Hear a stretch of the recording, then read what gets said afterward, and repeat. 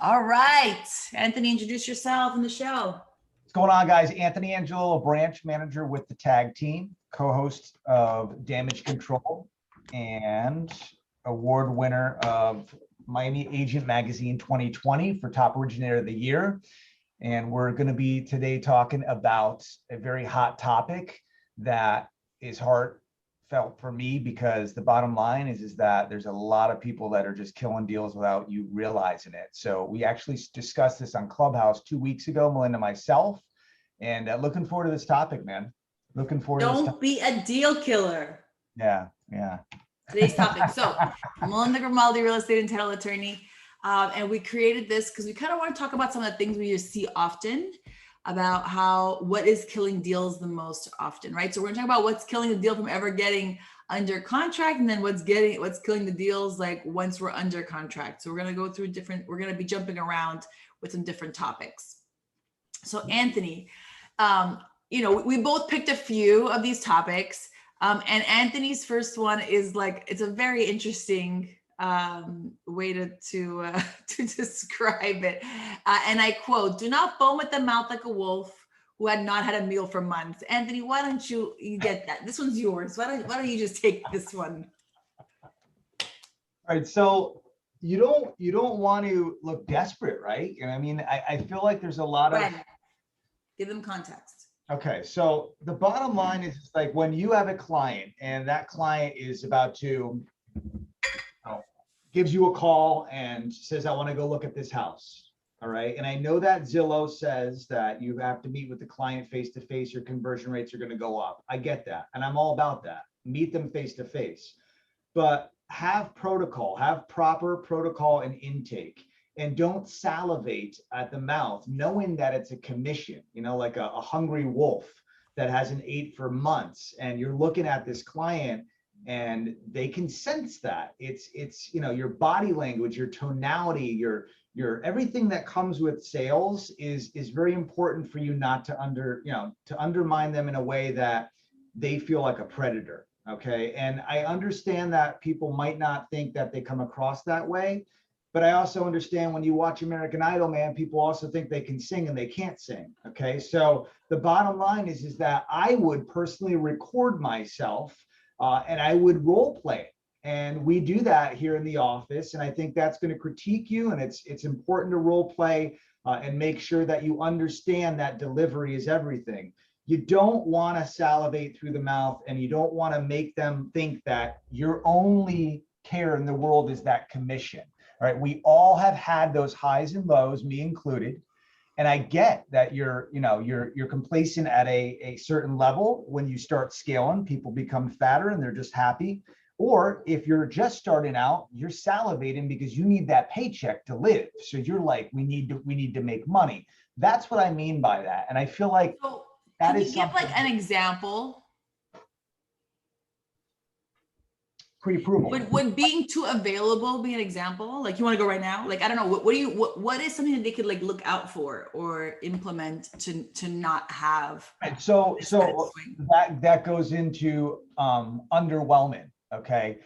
If you're overwhelming that, all right, underwhelming is going to be someone that I'm too busy for that. That is my biggest pet peeve. If an agent tells me I'm too busy, bullshit. I'm not too busy. If I'm too busy, then I need to hire some more people to be unbusy. Okay. Too busy is a comp out. And where I would go with that is underwhelming in a position where if you, let's say pre-approval, let me use a pre-approval as an example. Pre-approval status. I got a client that flew in. They need to get pre-approved. We're about to go look at a house. They're definitely qualified with Bank of America, Wells Fargo, Chase, whomever it is. I don't care. At that point, I want to know what this person's qualified for. Our protocol is XYZ. So I'm not going to just drop everything and say, yes, we're at your mercy. I am going to accommodate, but I am not going to say to them, I'm too busy. I don't have the time. I'm shying away. Agents and buyers are going to sense that. And it's important that you are available, but you give them 2 time slots. You tell them, look, we just did this consultation, came in, new client. When are you available? I'm available tonight. I'm sorry, I'm having dinner with my family. It's 9 o'clock. How about tomorrow? Okay, great. Can you send me a link to set up an appointment? Absolutely. Now we're in an orderly fashion. So what did I do? I pushed back a little bit in a polite way. And I set the proper expectations, which we'll go into. I know Melinda's going to talk about that, but it's the same concept, right? You're setting proper expectations. You're not salivating over the deal. You're not being overwhelming. You're not yet being underwhelming. Okay, two different types of approaches. Does that make sense? Yeah. Absolutely. Absolutely. I just, big thing that gets every single time, every single person that we speak to, you know, the pre-approval status that we have a 3-tier process, and there's 3 tiers because what we have noticed in the last 2 years is that not every client is going to have the same credentials. We have an A-paper client, and it's sent to us, Bethany, awesome client, dude. Guy's very renowned, let me tell you, but he's got a badass CPA, multiple properties. That's a layered situation. Can we get a pre-approval right there? Are we going to salivate because he's famous? No. The bottom line is we're going to get him in line. We're going to tell him, look, this is going to take several days because we have to correspond with your CPA. We're setting expectations. We're not being overwhelming, or we're not being underwhelming. That's a good example. I thought you were about to go down a tangent. I'm like, but now I see what you're talking about. You although sometimes you want to be available and give that letter out right away, sometimes situations are not that simple, or sometimes, you know, it's 9 o'clock at night, or sometimes you're already scheduled for something, so you cannot be so available. Yeah, I get it. It makes sense. And sometimes you're like, why is this person so available? You know, you gotta have, there's like a balance there. Okay, so the next topic, unless you guys have any questions, let us know, but we're gonna move on to the next topic. We have 10 to discuss today. The next one is, we spoke about this before. We're going to speak about it again because it's a problem every week. Every week, I have either a delay or a cancellation because of the condo budget, condo questionnaire, condo litigation. Guys, please help me help you. This is what you got to do. Okay. First of all, if don't know what I'm talking about, just from that first sentence, go and watch the condo episode. We talked all about all the condo ins and outs. But basically, when it comes to condos, to have financing on a condo, there are certain things on the financial health of that company that runs, right? The association that runs the building. There are certain things, right? Budget, certain litigation required, all these things that may or may not be acceptable for that loan type of the buyer. So if you're wearing the listing agent hat, what you need to do is to collect certain things up front. You need to collect a budget up front. You need to, for that year, approved final budget. You need to collect information about the documentation. You need to know how the buyer has to apply. You need to know all these things. Anything else you want to throw in there, Anthony? Master policy. Master policy for insurance. All the information, collect it. Why? Because I can't tell you how many lazy lenders there are out there. Not Anthony and his team, but there's a lot of lenders that they'll wait. They ask for it. They send an email. They don't follow up. And then where are we at? We're at the day before closing and we still don't have what we need. Yeah. So if you collect it all and you have it, because we don't always have control, right, over who people are hiring, collect all the documentation that you need. We have a list, Anthony, right, in our stuff. The condo budget has all that information there. So the condo episode, has all that information. Collect all that information, even how the buyer has to apply, where they have to go, what website, what number, because you want to give that to the other side. Want to hear a crazy stat? Okay. I just looked up the condo template that we have, and we send it to agents that are always looking at condos. I just sent this out to Veronica Russo, and that condo template has been opened 2,478 clicks. That's cool. Everybody is spreading that thing around, and it goes over what Melinda just explained, and it's just set those expectations, and it's deadly stuff. So very important for you guys. So if you're not, like, you can look at this information, you'll find out if this condo that is your listing has these financial issues or is qualified for certain type of loans. Know that as a listing agent.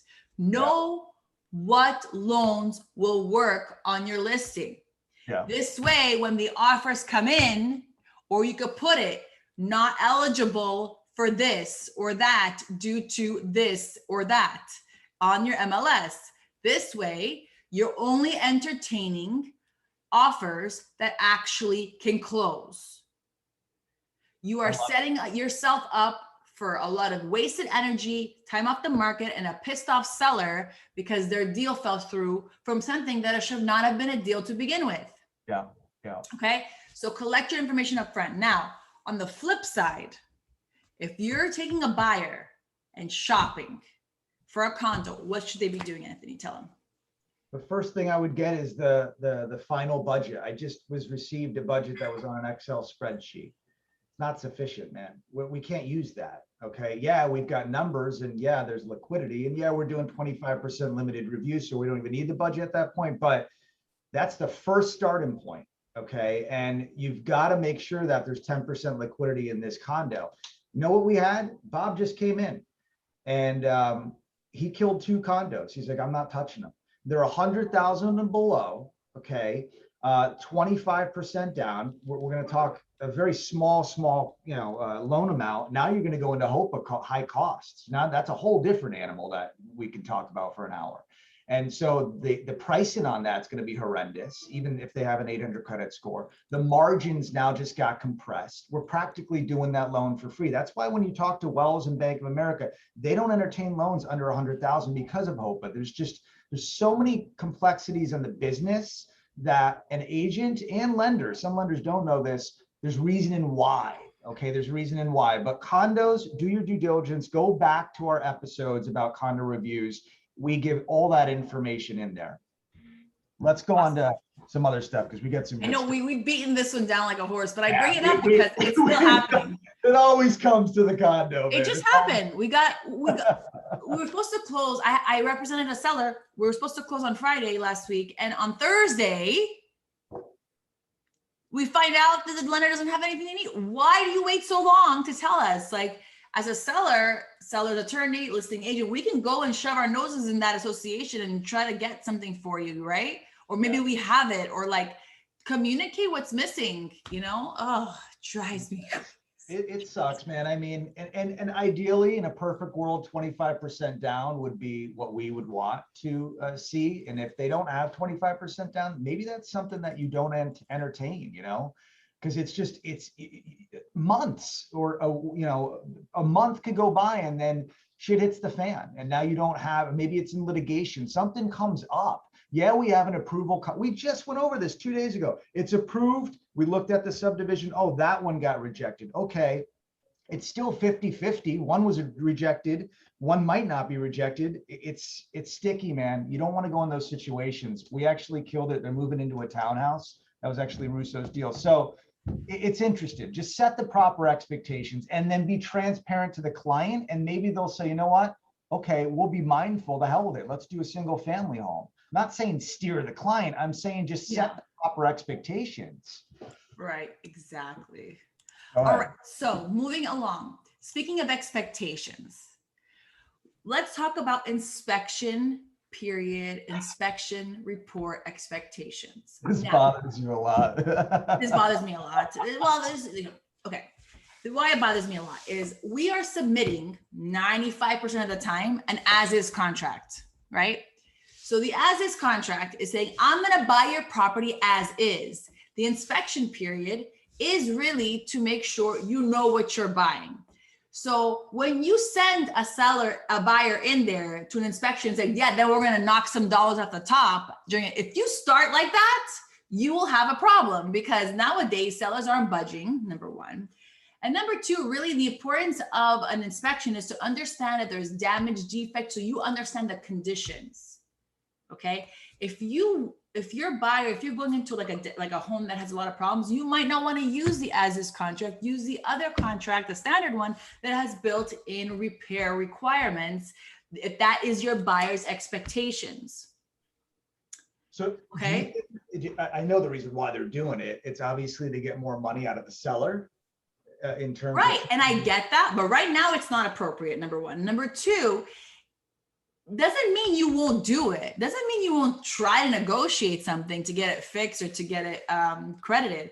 The idea is if you go in to your inspection, giving your buyer and pumping them up, yes, we are gonna, once we get in there, we'll knock a few bucks off. Wrong expectations. Wrong expectations, especially in this market, right? Wrong expectations. You should be saying the purpose of the inspection is to understand the condition of the property and to know if there's any damage, defect, or danger. So here's a flip side. We have a situation right now, and the situation was the appraisal is going to be held off because the inspection came back. And I don't want to point fingers on anyone, but at the end of the day, I said to myself, send an email out to all parties. I told this to my operations manager. And he's like, why? I'm like, trust me, send an email out right now. I'm playing the game of chess. I already know that this is going to happen before it happens. And so we sent an email out saying, look, it's going to be delayed, the appraisal. Expect a delay on our closing. There's a big problem with the house, and I don't want to call out the problem. But the bottom line is that has to be addressed before we have the appraiser go out there. Well, there's going to be a delay. Okay, so we better let everyone know that, look, we need to fix this. Then we have the appraisal, then we can clear the file. So it's understanding the process, but also making sure to set up the expectations properly during that inspection time. If you expect a delay that you need repairs, we'll expect a delay at closing too, man, because how long is those repairs going to take place, you know? It's just things like that you've already experienced throughout your career, and then educating the listing agent and informing them too, saying, look, I'm just trying to be proactive here. This is a problem. This is what's going to happen. This is probably the delay. And we did that. Thank God. Yeah, but letting people know a few weeks early about a possible delay is much better sell and much better feeling than the day before closing, right? So setting, passing the ball and setting it right up from the beginning is a much better way. We try to do that as well. That's why we order everything so early, so we can figure out the problems early. Okay. So, whenever we did events with Max Home Inspection, they always talked about the 3 Ds: damage, danger, or defect. Those are the things that the purpose of the inspection, right? To look for those things. They're not there to nickel and dime and keep negotiating. Although, the thing is, a lot of times a damage, a defect, a lot of those things are visible, right? Like we know about them. The house should be priced accordingly.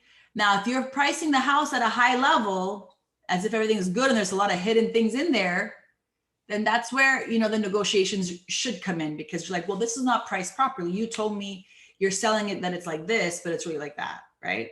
Yeah. So like, poorly done remodeling, for example, renovations in like the structural components, the plumbing, whatever. And they say, well, you're selling it like brand new plumbing or brand new roof, but then there's like problems, right? So that's different because you need to match the property to the sale price. But things are going to be warranted. Like one thing that drives me crazy is the changing of the electrical block. Like, what do they call it costs like $5 to do. Like, don't nickel and dime all those little things if really what you want is one big thing, and then you work on that. So the negotiations I'm seeing sometimes are really crazy. As a good listing agent should know all of that. You know what I mean? Like and here's another story. Listing agent that I saw that basically on the MLS said that there were hurricane impact windows. Inspector goes out there, is like, these aren't hurricane impact windows. Done, dead deal, goodbye. We wasted 2 weeks of looking at houses, and and then the inspector comes out 1 week later and to say that this is false information on the MLS. The listing agent should have looked that up. That's a whole other issue, right? So properly describing the property up front is a big part of it, because otherwise it's like false. That's a false advertising, right? All right, let's move along. It ties in nicely with this other topic, repair addendums. Oh my goodness. Repair addendums always have problems in the end. Okay, always, always, always, always, always. We have some people on this live show that have seen some problems with repair addendums. Repair addendums, especially ones that have a lot of things to be done or very complicated kind of repairs to be done, are always a recipe for pissed offness and disaster at the end. What? That's one of the worst addendums you had to create. Like what? I didn't even create this one. There was one that I had a few weeks last month. We finally closed. It was like one of those deals that never wanted to die, you know, like never wanted to, like the buyer, that's the one that the buyer walked from the table like twice. Yeah, I know which one that is. Yeah. We had a repair addendum with like 25 points. Are you serious? Some of them were like really small things and some of them were larger things. I hate those. I knew it was going to be a problem to begin with. And yeah, and it was. In the end, I'm like, this is going to blow up at the end. And it did. And then the buyer did a walkthrough at the end to ensure everything done properly. And they're like, oh, the smooth closing hinges are not smooth closing. They're not smooth. They are not working to their expectations of what they're supposed to be. Like, how the hell do you deal with that, right? It's like so particular. Like they're saying that the soft close hinges of the drawers in the kitchen are not soft close enough. They're not soft enough is basically what they said. So it really was a headache after headache. I suggest negotiate a credit when you can. Sometimes we have no choice because we need certain things then for insurance or for the loan. And those are the ones you should be doing repairs for. But other than that, negotiate the credit if it's necessary and do it that way. Yeah. Yeah, without a doubt. Because then what if they do a shitty job at it? Depending on how you write it, it's going to be what it is, right? They did it. So I would want the seller to do something that I wanted to make a repair on if I was buying that property. That's just me personally. But I mean, I want to have control of that situation. I want to know who the contractor is going to be. I mean, are they certified or is it some handyman? Like, what are we doing? A patch job? Things like that. It's always had headaches. Dana in the chat is saying that we helped her with one of those. That deal was also very messy, you know, because that was a big repair. If I'm not mistaken, it was the roof, right? And that's a huge thing. And we needed it for the loan. That's why we had to do it, if I'm not mistaken, right? Before the appraisal. So we had to do these things. It was you know, the sellers were difficult and they were having their issues. So long story short, you know, it is what it is. We got it done. We closed it, but it was sure messy in the end. And they usually are when you have these repair addendums. So if you can avoid it, if you don't need it to close, then that's it. One other way you could do it is just like find someone to hire. The seller can put the payment in escrow. There's so many other ways to do it. Sometimes people don't want to, like, you know, you reduce the price, but they don't have the cash to pay it later. You know, so there is that issue, right? They want these things fixed, and like based on the closing, they might not have the cash to pay it. They're reducing the cost. The loan's going to go down, and they don't have that cash after closing to fix those problems. So in the alternative, you could find a contractor that the seller agrees to, you know, hold that money in escrow to be able to pay that contractor after closing. We had that. There was an insurance, but even that's messy. We had an insurance company insure the premium on the roof, and this was like awful, and it got forced placed basically, but there was a $9,000 credit in the beginning, so it wasn't like the roof was caving in, but there was a credit obviously to repair the roof. And the insurance company gave them a hefty quote. I think it was like $5,000-6,000 a year, but they were supposed to obviously fix it after closing. A year later, forced placed, calling me up saying, hey, yeah, well, did you fix the roof? No, we didn't. Well, that's an issue, you know? So it's just, once again, setting expectations. And then that's a year ago. And thank God the buyer's agent and I covered that ourselves because they picked the insurance company. But the bottom line is, you know, you got to set proper expectations on stuff like that. Yeah, for sure. That kills deals. It sure does. The buyer walked from closing twice. We extended it like 4 times this closing. So it could have killed the deal. All right. So let's talk about loan approvals. This is always like one of those things, right? So loan approvals, the contract has defaulted 30 days for loan approval. Now, loan approval is not defined, but it doesn't say conditional approval. It doesn't say, like, it's very, you know, it needs to be rewritten. I know there's talks about it being rewritten, the clause itself, but really if a conditional approval is okay in your loan approval, but you have to be able to know those conditions are good.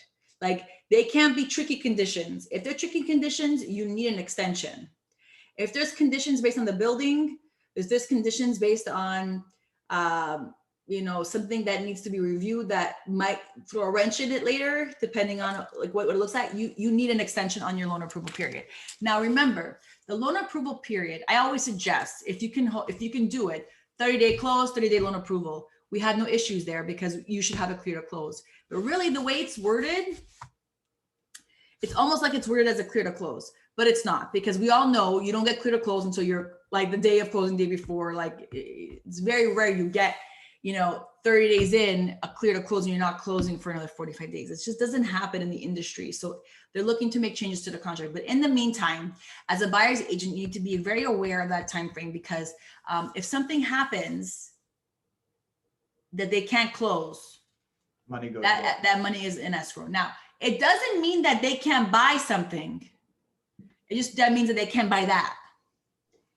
And maybe that specific deal will be killed in this deal because they can't buy that property, but it doesn't mean they can't buy something else. And your overall deal with this one party can't be closed, you know, with something else, or their escrow to be used in like 6 months from now, right? So you don't want them to jeopardize that. I always bring this up, the 30 days, that deadline, you really need to be on top of it. And if you have a lender that's not communicating, that's a problem. And then just remember, you need to communicate with that loan approval to the seller. We had a situation yesterday, Anthony was talking about, because if the loan approval is not communicated or delivered and the buyer is going to waive it, that's fine. But you know, a seller can walk. They have 3 days to walk. They can cancel the contract themselves and move on. Elaborate a little bit, not too long on this. So this is a great, I mean, this is great to go over that. Real quick, we implemented a system that collects conditions now, and it gives the buyer's agent warning on the condition list. Buyer's agents, devil's advocate here. Oh, you're giving them the conditions without consent. Consent, they press consent. Yes, it gets out. Conditions are sent to the buyer's agent. Why? Because I want to know, that's my party. That's my teammate. That's someone that's going to help me render those conditions and go through them to make sure that we can clear and close the file. Now, if you don't have a buyer's agent in this case, this is why I'm going to tweak the whole thing that I did. I'm going to tweak this after this case. There's no seller's agent. There's no buyer's agent. It's just the buyer and seller. Who do we send those conditions to? Obviously to the buyer, but did that person send them to the seller? No, we didn't send them to the seller in a timely manner. Elaborate real quick what's happening. So when those 30 days are up or whatever period, and it wasn't provided and the approval notification was not provided, which a buyer is required to notify the seller of their approval, conditional approval. Yep. The seller has 3 days from that deadline to cancel the contract. Now, we don't really see that happen too often, right? But right now in this market where people are coming above asking, cash deal, whatever, the sellers sometimes are going to start trying to cancel the contract. So make sure, even if you have it, that you deliver the notice to the seller, because that could be another deal killer right then and there. That's what happened. So she received something saying we're withdrawing the file and contract is going to be terminated, and we have the commitment in hand in prior to 30 days. Now we need to close by the 15th. We'll have a clear to close today. However, does the seller move forward? If we go past the 15th, now that 20,000 in escrow goes hard. So do I make that decision as a lender? Hell no. I tell the buyer, look, what do you want to do, A or B? And then they're going to communicate that with the attorneys involved. But see, that is something that is tricky. And I'm asking for advice with Melinda. 18 years, I'm like, look, what would I do in this scenario? What would you do in this scenario? I'm getting a second voice and a second opinion to validate what I'm reading on the contract. Helping her out. All right, Good stuff. All right, moving to the next thing. This, poorly written offers. So I was talking to an agent last week. Her open house had 200 people show up. She got, in a 2-hour period, she got 34 offers. 34 offers. Damn, where are those 33 people? Damn, Okay. who's that agent? You know her. Wow. This was 2 weeks ago or a week ago. Okay. So now we're under contract, but so she had to literally make a spreadsheet and like compare the different categories between price, between loan type, whatever, all that stuff, right? Comparing. Now, okay. She calls me probably 8 offers in and is like, dude, these offers are terribly written, things improperly filled out, things not presented nicely, mistakes, typos. Okay. So, you know, a lot of times all things with 34 offers, you're going to have a lot of them that are very similar, right? But if those are poorly done, yeah, those are the ones that are going to go out first. Like this agent, where's she coming from or he coming from, right? Yeah. So those ones, if all things considered equal, those ones were right off the top, right? So learn how to present your offer properly. We're probably going to have some episodes on this. Yeah, we were talking about this. Like, this is something that is an hour conversation. Yeah, so it's like, yes, she goes, you need to teach agents how to make offers. So we're gonna do maybe something special on this because this is just it's true. But I do have contract classes and I'm comparing the clauses and give you best practices. But the point is that you know you might not be here locally, might not be watching the same using the same contract. Get the information that you need to prepare your offer properly. The boards have classes, attorneys have classes. There's always, you can educate yourself. It's almost always free. Find those resources and get your offer and your contract game tight because that sets the pace for the entire transaction. And in this competitive market, if your offer looks sloppy, you won't get entertained. Because this is not the first time I've heard about 34 offers on a house. Yeah. Yeah. I just had a listing agent call me up and they're like, they read the DU. One listing agent called me up and said, this doesn't have a DU and it's just a pre-qualification letter. Totally different animal, pre-qual from a pre-approval. And another one went over the DU with me and I'm like, no, that doesn't look too good, you know, in my humble opinion. And I gave her the reasons. And then I brought her back to our show, which is running DU and going back to that. And I guess she's obviously thanking me for that. But you guys got to write up offers, man. And it's got to be spick and span. For sure. Presentation's everything with that, with the delivery. Absolutely. All right. So another thing is when you're presenting your offers, like your reputation, right? So it's your reputation on the line. And that's your work product, right? That's part of your work product. So you want to put your best face forward because people look at who they're going to, when all things are considered equal, this agent is nice, on top of her game and good to work with. This agent's a pain in the butt and is always combative. And that takes us to our next topic. Our next topic is fighting with the other agent. So they tell us this as attorneys too. And don't take it personal. It's not about you. It's not your house. It's not your purchase. It's not your divorce or whatever, you know, like it's not my commercial battle. You didn't screw me over, right? So emotion at the door. You got to take the emotion out of it. We know that sometimes the clients can like get us going. I get that. They get you going and you call me and get me going, right?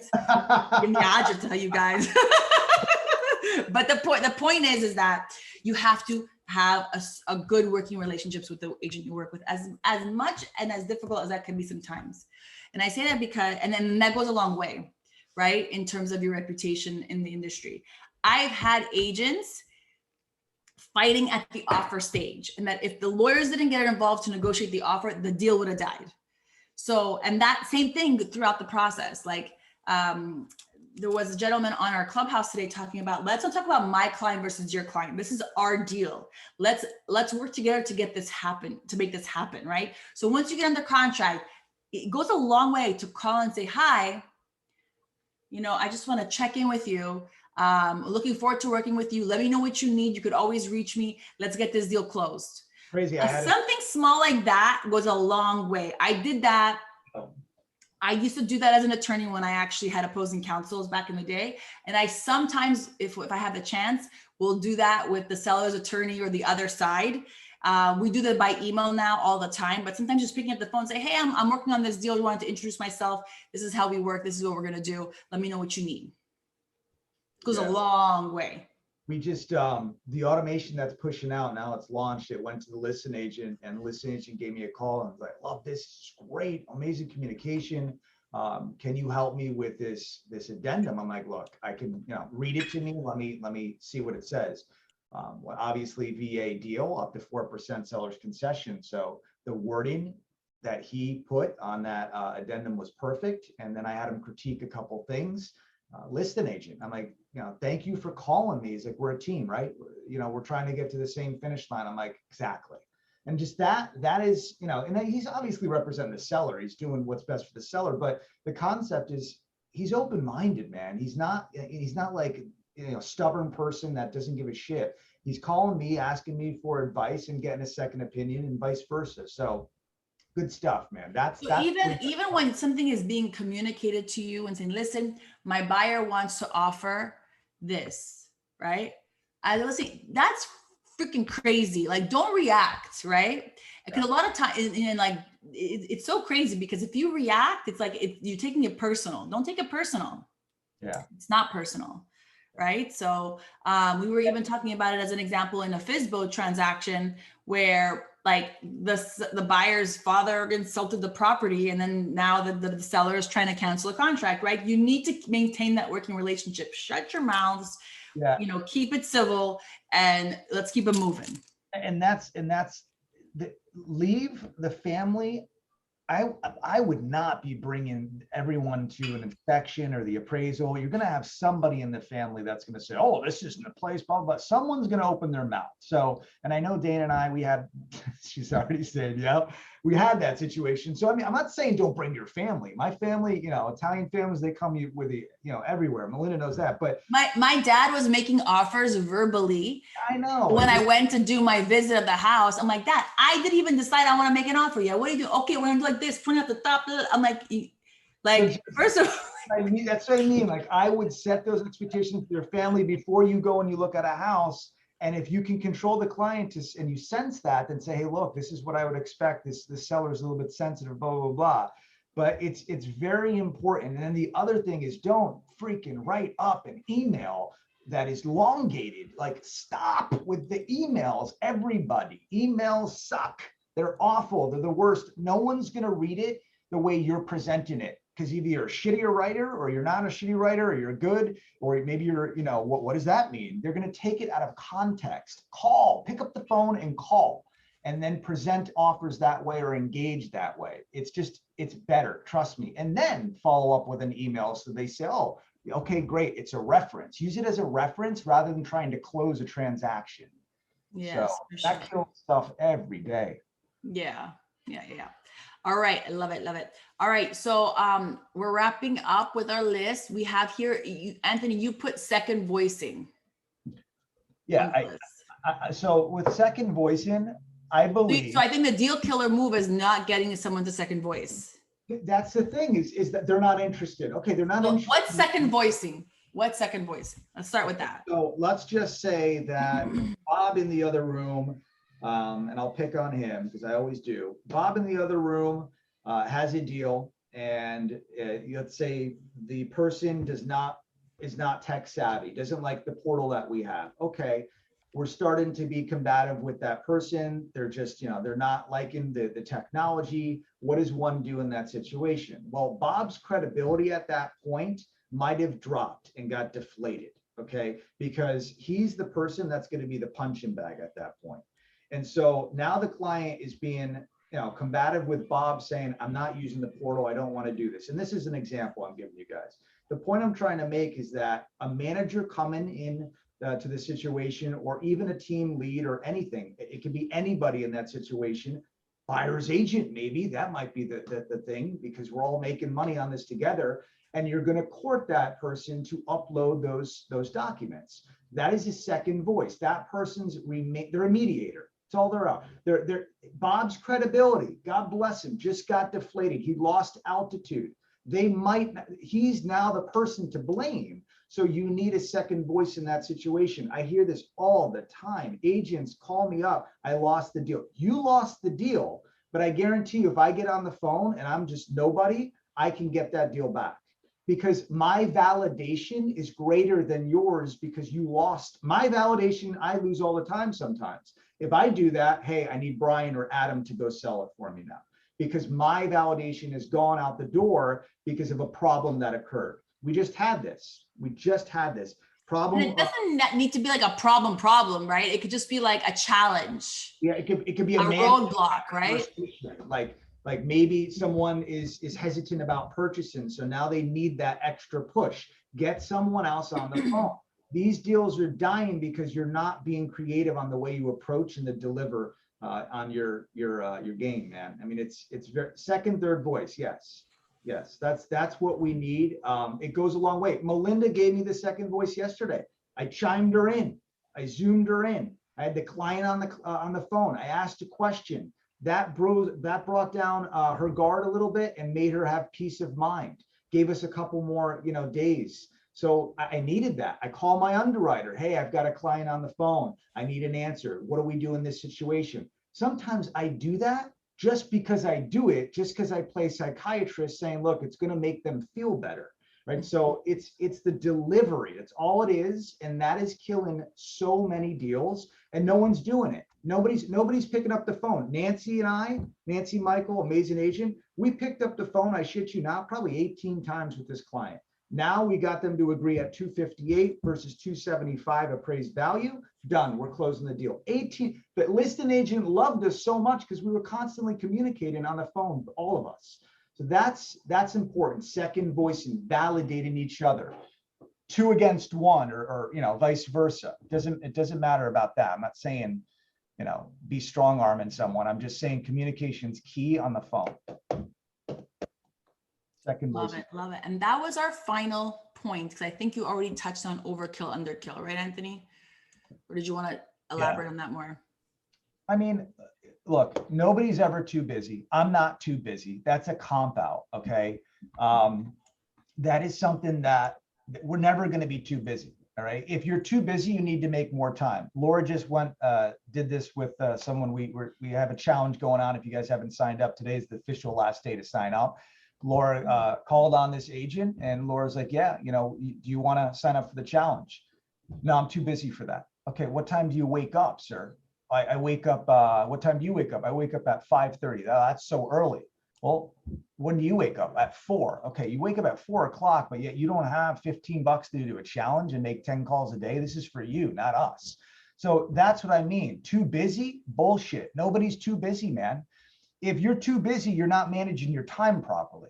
Okay, if you're not good at some specific task, then you need to get better at that task, whether it's data entry, pushing paper, processing, underwriting, whatever the case may be. Get better at that skill set, but don't use the excuse of, I'm too busy, I can't pick up the phone to call you. I don't have enough time to help you out, sir. Setting those expectations is very important. That's going to kill deals. I'll end with this. I had a client call me up I sent it on our Facebook channel, calls me up yelling at me. Okay. I see her name is Jane, let's say, all right. But I see the caller ID because it's synced to our CRM. I pick up the phone. Hey, Jane, what's going on? How are you? Because I knew she was going to blast me, right? Because she's called me to take her off the list of what she inquired in. She looked at a house. Bottom line is that this client was so captivated with the conversation in 15 minutes that I had with her, positive energy, making her laugh after she was pissed off, okay? Because everybody from Zillow and Roto.com is hammering this one person. She's now doing business with us. She sent her docs in last night, okay? Begging me, literally begging me, God bless her, to make the deal work. Quote unquote, you gave me more information in this 15 minutes than the loan officer and the real estate agent that I'm working with in the last 3 months. So someone to call me, okay, and yell at me all right, is I'm not too busy. It's so late. Yes, I'm exhausted, especially after our challenge yesterday. And yes, I'm picking up a negative phone call because I want to hear how I can get better. And that's the concept, is you guys really need to make sure that you're doing all of these things that we tell you, because you're going to learn from those experiences. Now, that's that's something that is a skill set that I'm with phones, skills. But where I'm going with that is, just because they're calling to yell at you doesn't mean you're not going to have a heart and give a shit. And the biggest thing is, they're human beings at the end of the day. All right. We're all human beings, and don't look at these clients and borrowers and buyers agents and listing agents as a commission, man. It's not about the money. It's about doing what's right and helping that person out. And that was what I told her. I was like, look, we're helping you out. We're a liaison. How can I help you out?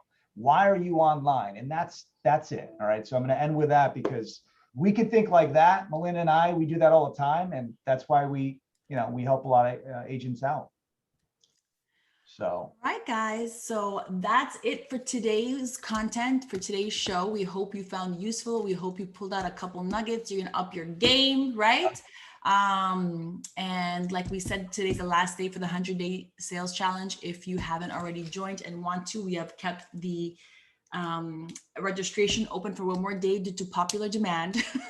I guess people wait until the last minute and forgetting to register on time. So we have that open until midnight tonight.